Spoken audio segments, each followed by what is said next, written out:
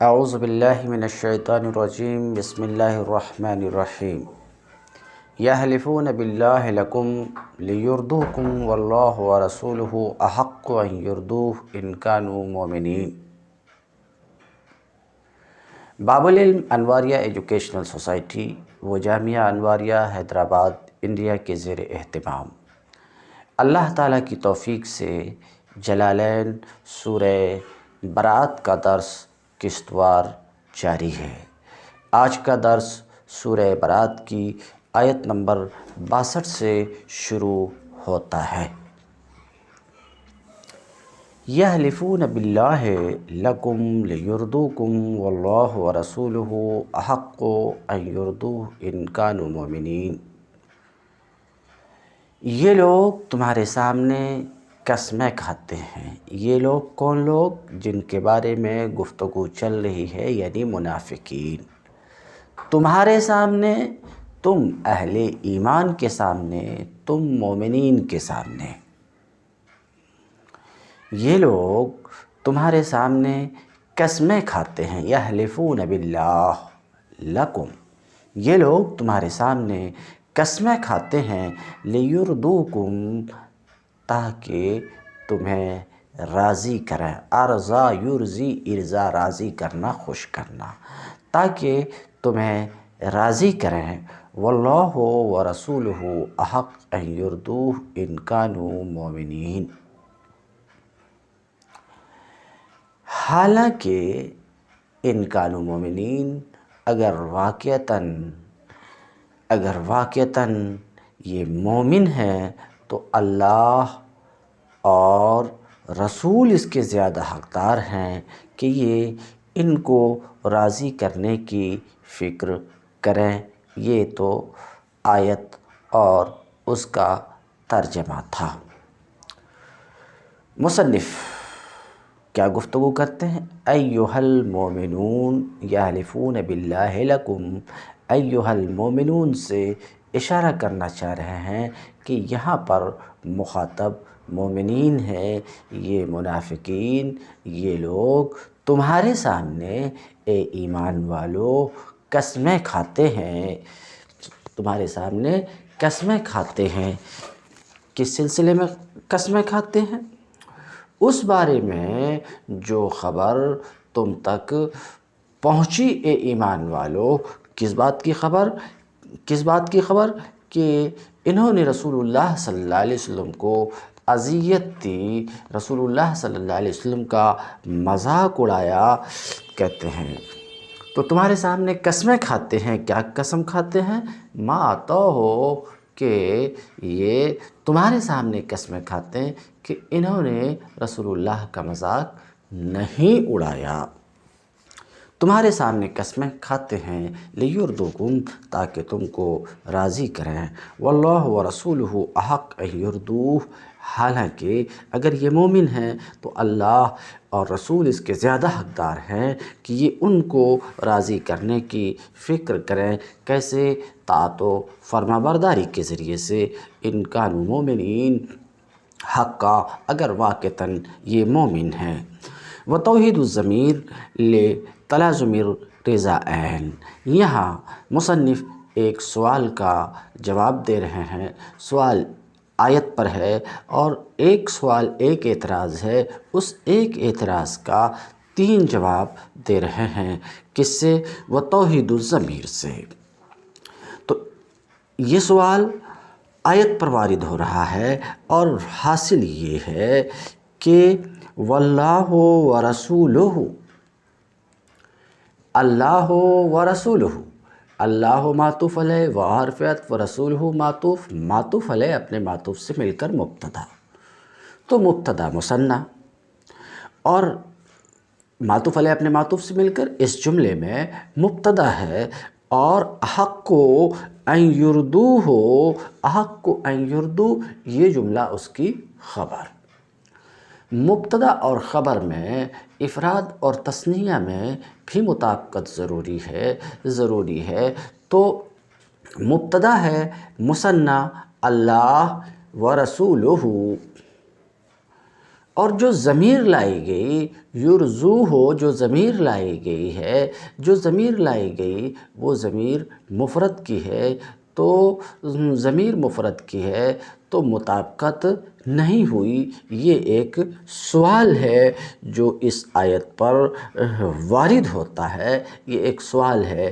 اس سوال کا جواب یوں دے رہے ہیں، سوال واضح ہو چکا کہ مبتدا مثنیٰ ہے اور جو ضمیر ہے وہ مفرد کی ہے، ضمیر کو بھی مثنیٰ ہونا چاہیے، ضمیر کو بھی مثنیٰ ہونا چاہیے، یہ سوال ہے۔ اس سوال کا مثنیٰ ہونا چاہیے ضمیر کو، نہ کہ مفرد ہونی چاہیے۔ تو اس کا جواب دے رہے ہیں کہ ضمیر کو جو مفرد اور واحد لایا گیا، توحید الضمیر، ضمیر کو جو مفرد و واحد لایا گیا وہ کیوں لایا گیا؟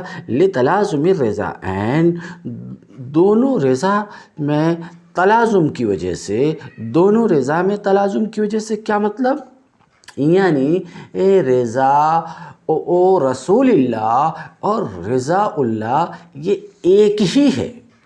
اللہ کے رسول کی رضا اور اللہ کی رضا ایک ہی ہے۔ کیوں؟ اس لیے کہ رسول اللہ کی رضا یہ اللہ کی رضا کے تابع ہے اور رسول اللہ کی رضا اللہ کی رضا کو لازم ہے۔ تو توحید الضمیر، ضمیر کو واحد لایا گیا دونوں رضا میں تلازم کی وجہ سے، اور یہ بات واضح کی گئی کہ تلازم اس طریقے سے ہے کہ رسول اللہ کی رضا اللہ کی رضا کے تابع ہے اور اللہ کی رضا کو لازم ہے، تو دونوں میں تلازم ہے، دونوں رضا میں تلازم ہے۔ اس لیے ضمیر واحد کی لائی گئی، ضمیر مفرد کی لائی گئی یہاں پر۔ یہ تو ایک جواب ہوا اس تقدیر پر کہ اللہ تعالیٰ کا قول واللہ ورسولہ احق ان یردوہ، یہ ایک کلام ایک جملہ ہو تو ایک جواب ہوا، اور اگر یہ ایک جملہ کی جگہ ایک جملہ سے زائد ہو تو اب اس کے جواب میں یوں کہا جائے گا کہ یا تو ایسا ہے ان یردوہ، احق ان یردوہ، یہ خبر ہے، کس کی خبر ہے؟ رسولہ کی خبر ہے۔ تو اب رسولہ کی خبر ہے اور رسول مفرد، اس لیے یردو کو مفرد لایا گیا، یردو میں ہا کی ضمیر کو مفرد لایا گیا۔ تو یا تو یہ کہا جائے کہ یہ جو احق کو ان یردو یہ جملہ خبر ہے، کس کی؟ رسولہ کی خبر ہے۔ تو اب اس پر سوال یہ کہ یہ رسولہ کی خبر ہے تو اللہ کی خبر کون ہے؟ اسے حذف کر دیا گیا ما بعد کے اس پر دلالت کی وجہ سے۔ یا تو یوں کہا جائے یا یوں کہا جائے کہ ضمیر مفرد کی اس لیے لائی گئی کہ احق ان یردوہ یہ خبر ہے، کس کی خبر ہے؟ اللہ کی کلمہ جلالت کی خبر ہے، اور رسولہ کی خبر کو حذف کر دیا گیا ما سبق کے اس پر دلالت کرنے کی وجہ سے۔ یہ کہتے ہیں وتوحید الضمیر، اور ضمیر جو واحد لائی گئی دونوں رضا کے تلازم کی وجہ سے ایک جواب ہوا کہ ضمیر، یہ جواب کس تقدیر پر کہ یہ پورا ایک جملہ ہے۔ پورا کا مطلب واللہ ورسولہ احق ان یردوہ ایک کلام ایک جملہ ہے۔ تو ضمیر واحد کیوں لائی گئی؟ اس لیے کہ دونوں رضا میں تلازم ہے، اس لیے کہ دونوں رضا ایک ہی ہے، اس لیے ضمیر واحد کی لائی گئی۔ تو یہ جواب کس تقدیر پر؟ یہ جملہ ایک جملہ ہے، یہ کلام ایک کلام ہے۔ اور دو جواب دے رہے ہیں کہ یہ ایک سے زائد کلام ہے، کہتے ہیں، یا یہ کہ اللہ جو واللہ و رسولہ میں جو اللہ ہے کہتے ہیں یہ مبتدا ہے، اور اس مبتدا کی خبر محذوف ہے ما بعد کے دلالت کرنے کی وجہ سے، یا رسولہ کی خبر یا رسولہ کی خبر یہ محذوف ہے ما قبل کے اس پر دلالت کرنے کی وجہ سے۔ مجھے لگتا ہے کہ بات صاف ہو گیا، ایک اعتراض کا 3 جواب ہو گیا۔ پہلا جواب تو صاف ہے کہ اگر یہ ایک جملہ اور ایک کلام ہے تو دونوں رضا میں تلازم ہے، اس وجہ سے ضمیر واحد کہلائی گئی۔ دوسرا یہ کہ ایک جملہ سے زائد ہے یہ، تو یا تو یوں کہیں کہ اللہ کی خبر محذوف ہے ما بعد کے اس پر دلالت کی وجہ سے، دوسرا جواب ہو گیا۔ ما بعد کے اس پر دلالت کی وجہ سے اللہ کی خبر کیا ہے؟ محذوف ہے، اور ظاہر سی بات ہے اس کی خبر محذوف ہے تو اب ضمیر واحد ہی لائی جانی چاہیے جو لائی گئی ہے۔ یا یوں کہا جائے کہ رسولہ کی خبر محذوف ہے، رسولہ کی خبر محذوف ہے، اور حق کو ان یردوہ یہ اللہ کی خبر ہے، اللہ کی خبر ہے اور وہ واحد ہے، اس لیے ضمیر واحد کی لائی گئی۔ اب رسولہ کی خبر محذوف ہے اور حذف پر ما سبق دال ہے، ما سبق دال ہے کہ جو محذوف ہے وہ کیا ہے؟ احق کو ان یردوہ ہے۔ الم یعلموا انہ من یحادد اللہ ورسولہ فان لہ نار جہنم، کیا ان کو علم نہیں ہے؟ کیا یہ منافقین نہیں جانتے ہیں کہ جو اللہ اور اس کے رسول سے مقابلہ کرتا ہے؟ کیا یہ منافقین اس بات کو نہیں جانتے ہیں کہ جو اللہ اور اس کے رسول سے مقابلہ کرتا ہے فَأَنَّ لَهُ نَارَ جَهَنَّمْ جَزَاء، اس بات کو نہیں جانتے کہ جو اللہ اور اس کے رسول سے مقابلہ کرتا ہے اس کے لیے دوزخ کی آگ ہے، اس کے لیے دوزخ کی آگ ہے۔ جزا سے مصنف جزا سے اشارہ کرنا چاہ رہے ہیں خبر کی تقدیر کی طرف کہ انّا کی خبر لہو یہ مؤخر ہے، انّا کی خبر لہو مؤخر ہے، جس میں وہ خالداً فیہا، جس میں وہ ہمیشہ رہیں گے، ذالک الخزی العظیم، ذالک الخزی العظیم، ذالک یقیناً یہ بڑی رسوائی ہے۔ یحذر المنافقون ان تنزل علیہم سورۃ تنبئہم بما فی قلوبہم قل استہزئوا ان اللہ مخرج ما تحذرون، یہ منافق ڈر رہے ہیں، حاضر یحذر ڈرنا، یہ منافق ڈر رہے ہیں ان تنزل علیہم کہ کہیں مسلمانوں پر کوئی ایسی سورہ نازل نہ ہو جائے جو ان کے دلوں کے نفاق کو، حسد کو، عداوت کو کھول کر رکھ دے۔ یعنی یہ منافقین نبی کریم صلی اللہ علیہ وسلم کی رسالت پر سچا ایمان تو نہیں رکھتے تھے، لیکن جو تجربات انہیں پچھلے 8-9 برس کے دوران میں ہو چکے تھے ان کی بنا پر انہیں اس بات کا یقین ہو چکا تھا کہ آپ کے پاس کوئی نہ کوئی فوق الفطری ذریعہ معلومات ضرور ہے جس سے آپ کو ان کے پوشیدہ رازوں تک کی خبر پہنچ جاتی ہے۔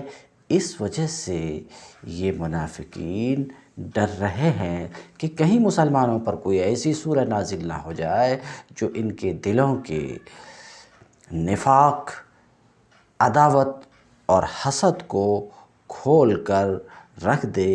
یحذر یخاف، یہ ذرو کی تفسیر یخاف سے مصنف کر رہے ہیں، لغوی معنی بیان کر رہے ہیں۔ یہ منافقین ڈر رہے ہیں کہ کہیں ان پر المومنین سے ہم کی ضمیر کا مرجع متعین کر رہے ہیں، کہ ڈر رہے ہیں کہ مومنین پر کوئی ایسی سورہ نازل نہ ہو جائے جو کھول کر رکھ دے ان کے دلوں کے بھید یعنی نفاق کو۔ وَهُمْ مَعَ ذَلِكَ يَسْتَهْزِئُونَ، اور یہ منافقین اس کے باوجود استہزاء کر رہے ہیں، اس کے باوجود، اس بات کو جاننے کے باوجود استہزاء کر رہے ہیں۔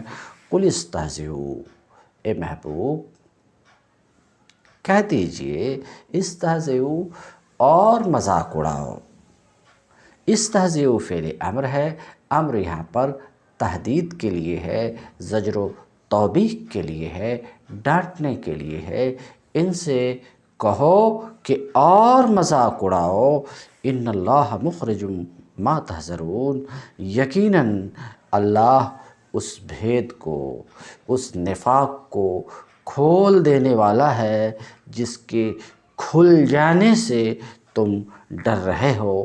ما تحذرون اخراجہ، جس کے نکالے جانے سے، جس نفاق کے نکالے جانے سے تم ڈر رہے ہو، اللہ اسے نکال دینے والا ہے، یعنی مظہر، ظاہر کر دینے والا ہے۔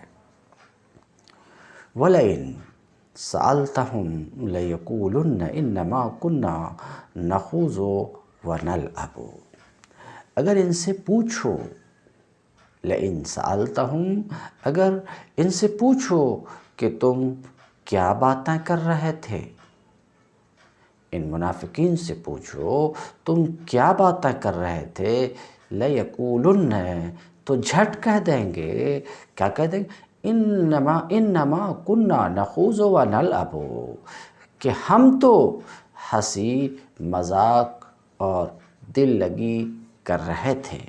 واضح رہے، غزوہ تبوک کے زمانے میں منافقین اکثر اپنی مجلسوں میں بیٹھ کر نبی کریم صلی اللہ علیہ وسلم اور مسلمانوں کا مذاق اڑاتے تھے، اپنی تضحیک سے ان لوگوں کی ہمتیں پست کرنے کی کوشش کرتے تھے جنہیں وہ نیک نیتی کے ساتھ آمادہ جہاد پاتے۔ چنانچہ روایات میں ان لوگوں کے بہت سے اقوال منقول ہوئے ہیں۔ مثلا ایک محفل میں چند منافق بیٹھے گپ لڑا رہے تھے، ایک نے کہا، اجی کیا رومیوں کو بھی تم نے کچھ عربوں کی طرح سمجھ رکھا ہے؟ کل دیکھ لینا یہ سب سورما جو لڑنے تشریف لائے ہیں رسیوں میں بندھے ہوئے ہوں گے۔ دوسرا بولا، مزہ ہو جو اوپر سے 100 کوڑے بھی لگانے کا حکم دیا جائے۔ ایک اور منافق نے حضور کو جنگ کی سرگرم تیاریاں کرتے دیکھ کر اپنے دوستوں سے کہا، آپ کو دیکھیے، آپ روم و شام کے قلعے فتح کرنے جا رہے ہیں۔ تو لَئِن سَأَلْتَهُمْ، اگر ان سے پوچھو گے کہ تم یہ کیا باتیں کر رہے تھے، اگر ان سے پوچھو گے ان کے استہزاء کے بارے میں، یہ جو دل لگی اور مذاق کر رہے تھے نبی کریم صلی اللہ علیہ وسلم کے ساتھ اور قرآن کے ساتھ جو یہ استہزاء اور دل لگی اور مذاق کر رہے تھے، ان کے بارے میں ان سے پوچھو گے کب کر رہے تھے۔ ایک روایت وہ، دوسری روایت یہ اس وقت جب کہ یہ نبی کریم صلی اللہ علیہ وسلم کے ساتھ تبوک کی طرف جا رہے تھے، دوران سفر نبی کریم صلی اللہ علیہ وسلم اور قرآن کا مذاق اڑا رہے تھے۔ ان سے ان کے استہزاء کے بارے میں تم پوچھو گے، لَيَقُولُنَّ، تو جھٹ سے کہہ دیں گے، تذرین بہانہ بناتے ہوئے کہہ دیں گے انما کننا نخوض ونلعب ہم تو ہنسی مذاق اور دل لگی کر رہے تھے راستہ طے کرنے کے لیے، ہمارا کچھ مقصد قرآن اور رسول اللہ کی تضحیق نہیں تھی۔ قل اب اللہ و آیاتہ و رسلہ کنتم تستہزئون، ان سے کہو کیا تمہاری ہنسی دل لگی اللہ، اس کی آیات، اس کے رسول ہی کے ساتھ تھی؟ لا تعتذروا، اب عذرات نہ تراشو، اس سے بہانہ نہ بناؤ، قد کفرتم بعد ایمانکم، یقیناً تم اپنے ایمان کے اظہار کے بعد، ایمان کے اظہار کے بعد تمہارا کفر ظاہر ہو چکا، نبی کریم صلی اللہ علیہ وسلم کی تضحیق کر کے، قرآن کا مذاق اڑا کر کے۔ ان نعفو عن طائفۃ منکم نعذب بأنہم کانوا مجرمین، اگر ہم نے منافقین اگر ہم نے تم میں سے ایک گروہ کو معاف کر بھی دیا تو دوسرے گروہ کو تو ہم ضرور سزا دیں گے، کیونکہ وہ مجرم ہے، یعنی وہ کم عقل مسخرے تو معاف بھی کیے جا سکتے جو صرف اس لیے ایسی باتیں کرتے اور ان میں دلچسپی لیتے کہ ان کے نزدیک دنیا میں کوئی چیز سنجیدہ ہے ہی نہیں، لیکن جن لوگوں نے جان بوجھ کر یہ باتیں اس لیے کی ہیں کہ وہ رسول اور اس کے لائے ہوئے دین کو اپنے دعوی ایمان کے باوجود ایک مضحکہ سمجھتے ہیں، اور جن کے اس تمسخر کا اصل مدعا یہ ہے کہ اہل ایمان کی ہمتیں پست ہوں اور وہ پوری قوت کے ساتھ جہاد کی تیاری نہ کر سکیں، ان کو تو ہرگز معاف نہیں کیا جا سکتا، کیونکہ وہ مسخرے نہیں بلکہ مجرم ہیں۔ دیکھتے ہیں مصنف کیا تفسیر کرتے ہیں۔ وَإِن يَعْفُوا إِن نَعْفُوا إِن يُعْفَى بالیاء مبنی للمفعول، اختلاف قرأت کی طرف اشارہ کرنا چاہ رہے ہیں۔ یہاں دو قرأت ہے، ایک قرأت تو ان نعفو یہ قرأت ہے، اور ایک دوسری قرأت ہے این یوفا ایک دوسری قرأت ہے۔ کہتے ہیں یا کے ساتھ، اگر یا کے ساتھ ہے تو یہ فعل مجہول ہے، اور اکثر قراء کی قرأت یا کے ساتھ ہی ہے، اور نون کے ساتھ یعنی نعفو نون کے ساتھ تو یہ فعل معروف ہے۔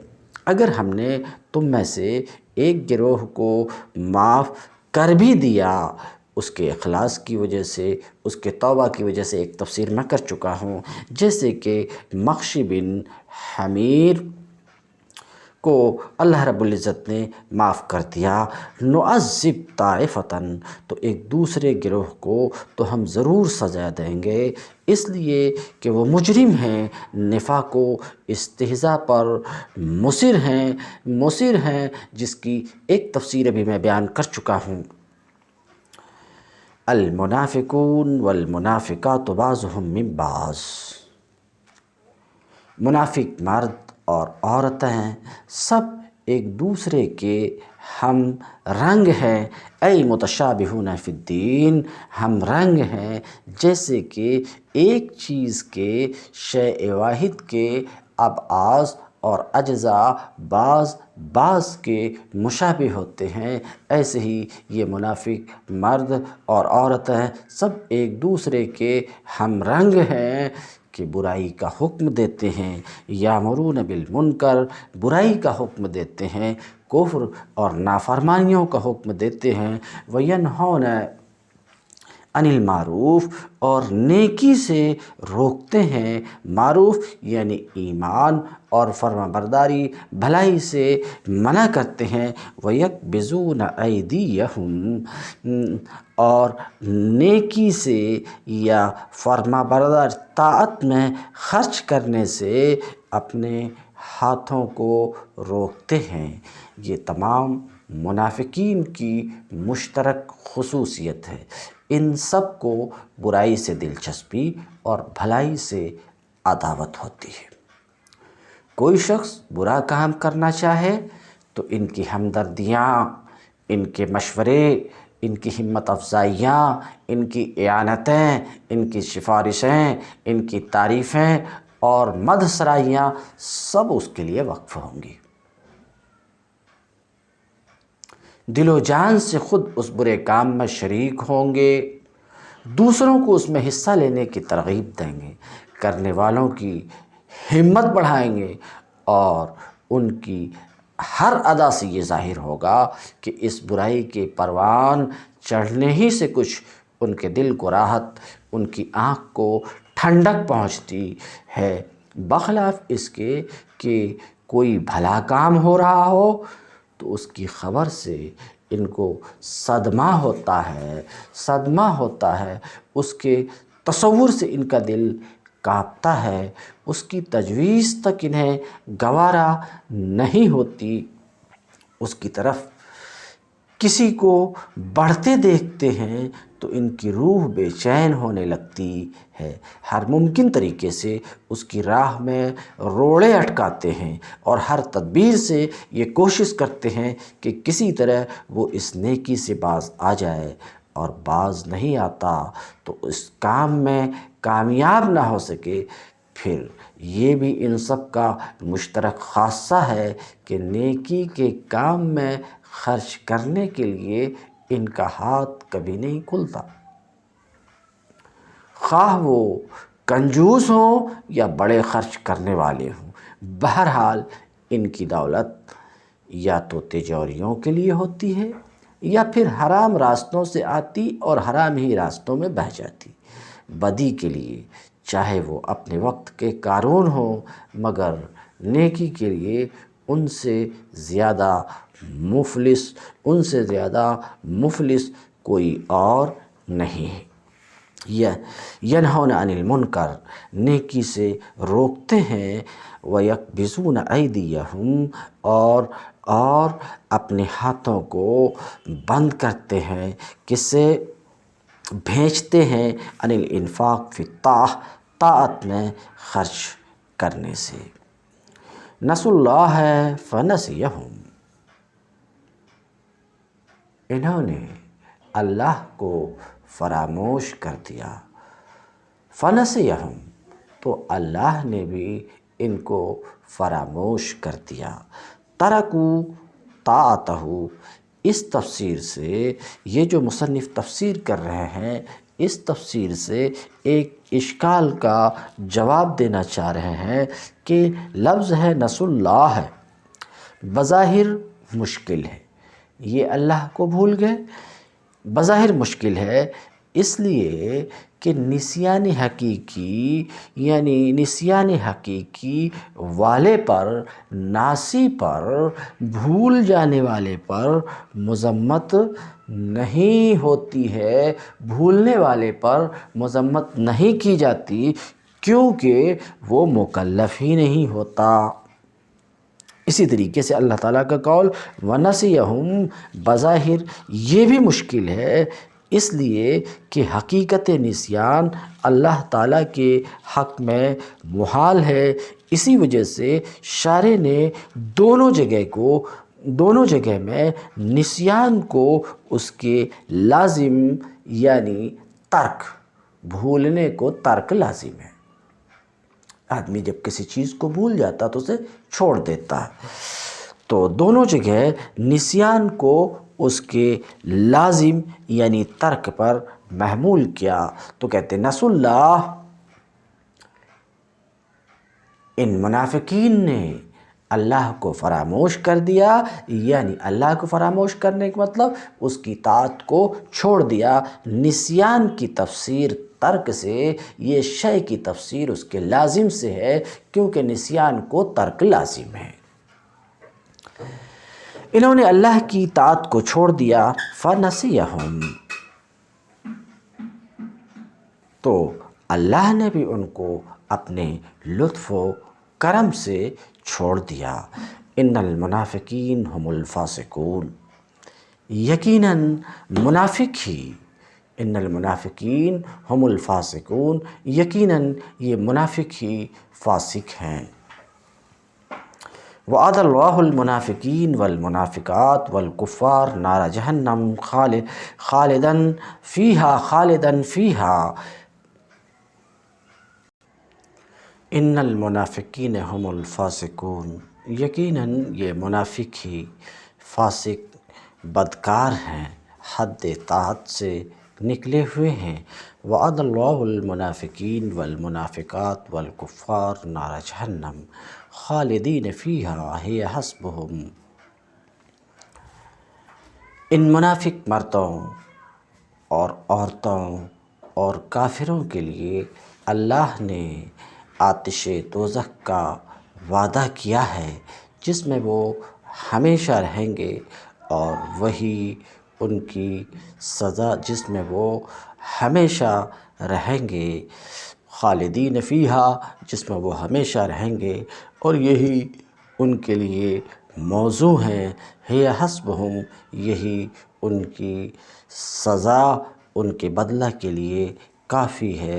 وَلَعَنَهُمُ اللَّهُ، اور اللہ کی پھٹکار ہے ان منافقین پر، پھٹکار ہے، لعنت کا لغوی معنی بیان کر رہے ہیں، یعنی اللہ نے ان منافقین کو اپنی رحمت سے دور کر دیا ان کی منافقت کی وجہ سے۔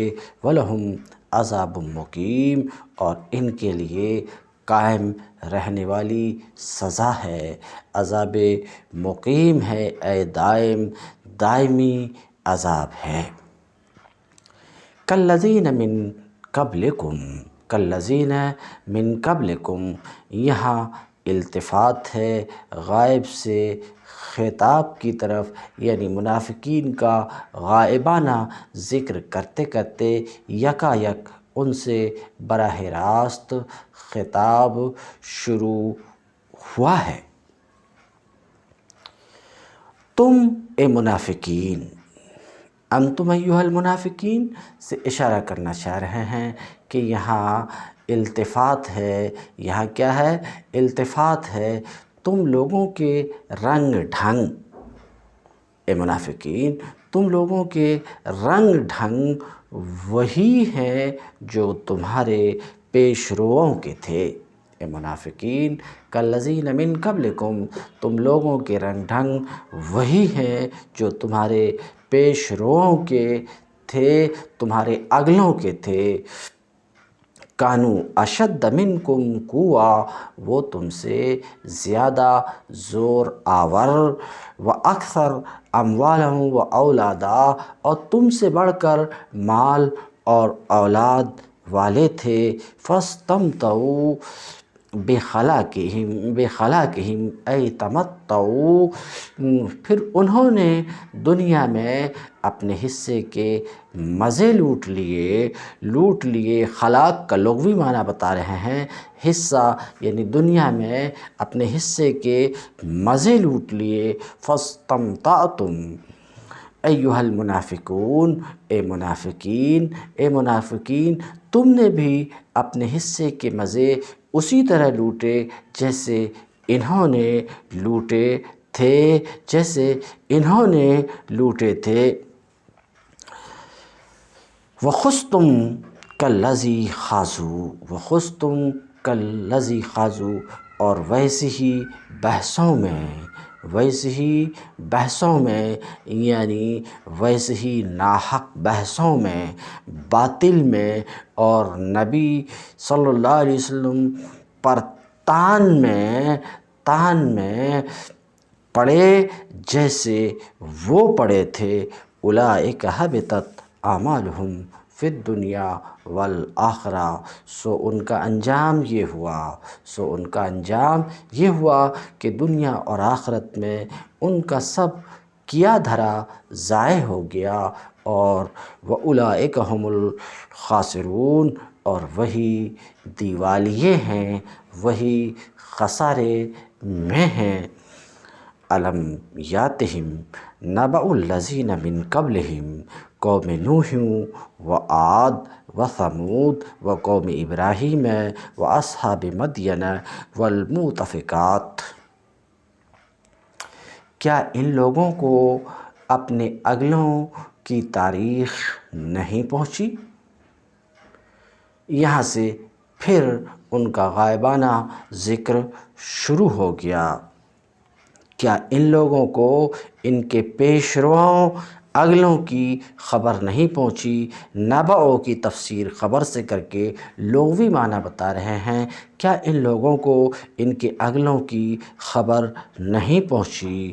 نوح کی قوم، اور عاد یعنی ہود کی قوم، اور ثمود یعنی صالح کی قوم، اور ابراہیم کی قوم، اور مدین والے یعنی شعیب کی قوم، والمؤتفکات، اور وہ بستیاں جنہیں الٹ دیا گیا، یعنی قوم لوط کی بستیاں، یعنی وہاں کے رہنے والوں کو الٹ دیا گیا۔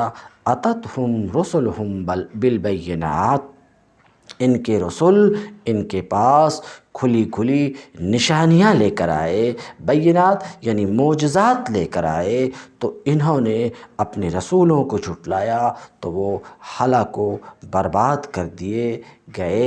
فما کان اللہ لیظلمہم ولکن کانوا انفسہم یظلمون، پھر یہ اللہ کا کام نہ تھا کہ اللہ ان پر ظلم کرتا، مگر وہ آپ ہی اپنے اوپر ظلم کرنے والے تھے۔ یعنی ان کی تباہی و بربادی اس وجہ سے نہیں ہوئی کہ اللہ کو ان کے ساتھ کوئی دشمنی تھی اور وہ چاہتا تھا کہ انہیں تباہ کرے، بلکہ دراصل انہوں نے خود ہی اپنے لیے وہ طرز زندگی پسند کیا جو انہیں بربادی کی طرف لے جانے والا تھا۔ اللہ نے تو انہیں سوچنے، سمجھنے اور سنبھلنے کا پورا موقع دیا، ان کی فہمائش کے لیے رسول بھیجے، رسولوں کے ذریعے سے ان کو غلط روی کے برے نتائج سے آگاہ کیا، اور انہیں کھول کھول کر نہایت واضح طریقے سے بتا دیا کہ ان کے لیے فلاح کا راستہ کون سا ہے اور ہلاکت و بربادی کا کون سا۔ مگر جب انہوں نے اصلاح حال کے کسی موقع سے فائدہ نہ اٹھایا اور ہلاکت کی راہ چلنے ہی پر اصرار کیا، تو لامحالہ ان کا وہ انجام ہونا ہی تھا جو بالآخر ہو کر رہا۔ یہ ظلم ان پر اللہ نے نہیں کیا، بلکہ انہوں نے خود اپنے اوپر ظلم کیا۔ فما کان اللہ لیظلمہم، تو یہ کام اللہ کا نہیں تھا کہ اللہ ان پر ظلم کرتا، بیں طور کہ بغیر گناہ کے انہیں سزا دیتا، ولکن کانوا انفسہم یظلمون، بلکہ انہوں نے خود اپنے اوپر ظلم کیا گناہوں کا ارتکاب کر کے۔ والمؤمنون والمؤمنات بعضهم اولیاء بعض، اور مومن مرد اور عورتیں ایک دوسرے کے رفیق ہیں۔ مومن مرد اور عورتیں ایک دوسرے کے رفیق ہیں، یامرون بالمعروف، نیکی کا حکم دیتے ہیں، برائی سے اور برائی سے روکتے ہیں، اور نماز قائم کرتے ہیں اور زکوٰۃ دیتے ہیں اور اللہ اور اس کے رسول کی اطاعت کرتے ہیں، اللہ اور اس کے رسول کی اطاعت کرتے ہیں، اولئک سیرحمہم اللہ، یہ وہ لوگ ہیں جن پر اللہ کی رحمت نازل ہو کر رہے گی۔ تو یطیعون اللہ و رسولہ، اللہ اور اس کے رسول کی اطاعت کرتے ہیں۔ جس طرح منافقین ایک الگ امت ہیں، اسی طرح اہل ایمان بھی ایک الگ امت ہیں۔ اگرچہ ایمان کا ظاہری اقرار اور اسلام کی پیروی کا خارجی اظہار دونوں گروہوں میں مشترک ہے، لیکن دونوں کے مزاج، اخلاق، اطوار، عادات اور طرز فکر و عمل ایک دوسرے سے بالکل مختلف ہیں۔ جہاں زبان پر ایمان کا دعویٰ ہے مگر دل سچے ایمان سے خالی ہیں، وہاں زندگی کا سارا رنگ ڈھنگ ایسا ہے جو اپنی ایک ایک ادا سے دعویٰ ایمان کی تکذیب کر رہا ہے۔ اوپر کے لیبل پر تو لکھا ہے یہ مشک ہے، مگر لیبل کے نیچے جو کچھ ہے وہ اپنے پورے وجود سے ثابت کر رہا ہے کہ یہ گوبر کے سوا کچھ نہیں ہے۔ بخلاف اس کے جہاں ایمان اپنی اصل حقیقت کے ساتھ موجود ہے، وہاں مشک اپنی صورت سے، اپنی خوشبو سے، اپنی خاصیتوں سے، ہر آزمائش اور ہر معاملہ میں اپنا مشک ہونا کھولے دے رہا ہے۔ اسلام و ایمان کے عرفی نام نے بظاہر دونوں گروہوں کو ایک امت بنا رکھا ہے، مگر فی الواقع منافق مسلمانوں کا اخلاقی مزاج اور رنگ طبیعت کچھ اور ہے، اور صادق الایمان مسلمانوں کا کچھ اور۔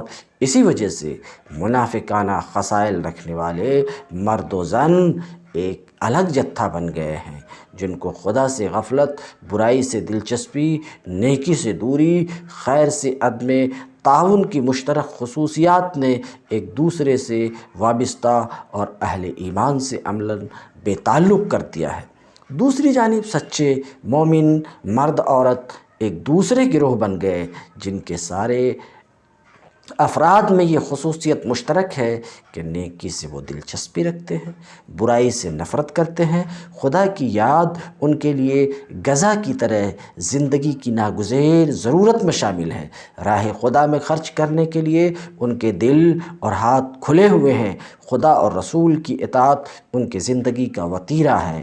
اس مشترک اخلاقی مزاج اور طرز زندگی نے انہیں آپس میں ایک دوسرے سے جوڑا اور منافقین کے گروہوں سے توڑ دیا ہے۔ اولئک سیرحمہم اللہ، یہ وہ لوگ ہیں جن پر اللہ کی رحمت نازل ہو کر رہے گی۔ ان اللہ عزیز حکیم، یقیناً اللہ سب پر غالب ہے، یعنی کوئی چیز اللہ کو اس کے وعدہ اور وعید کے پورا کرنے سے روک نہیں سکتی، عاجز نہیں کر سکتی ہے۔ حکیم و دانا ہے کہ کسی بھی چیز کو غیر محل میں نہیں رکھتا ہے۔ وعد اللہ المؤمنین والمؤمنات جنات تجری من تحتها الانہار خالدین فیہا ومساکن طیبۃ فی جنات عدن۔ ان مومن مردوں اور عورتوں سے اللہ کا وعدہ ہے کہ انہیں ایسے باغ دے گا جن کے نیچے نہریں بہتی ہوں گی اور وہ ان میں ہمیشہ رہیں گے۔ ان سدا بہار باغوں میں ان کے لیے پاکیزہ قیام گاہیں ہوں گی۔ ورضوان من اللہ اکبر، ورضوان من اللہ اکبر، اور سب سے بڑھ کر یہ کہ اللہ کی خوشنودی انہیں حاصل ہوگی، یہی بڑی کامیابی ہے۔ ذالک هو الفوز العظیم، یہی بڑی کامیابی ہے۔